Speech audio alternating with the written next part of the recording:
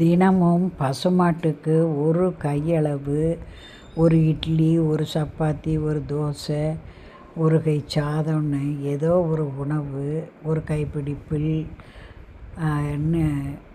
ஏதாவது ஒரு உணவு தினமும் கொடுத்து வந்தால் தரித்திரம் நம் கிட்டத்தில் வராது. வெள்ளி விரத கதை கூகுளில் டவுன்லோடு பண்ணி அதை வெள்ளிக்கிழமை தோறும் சுவாமி முன்னால் சொல்லி வந்தால் தீராத பிரச்சனைகளும் தீர்ந்து வீட்டில் மகிழ்ச்சி நிலவும்.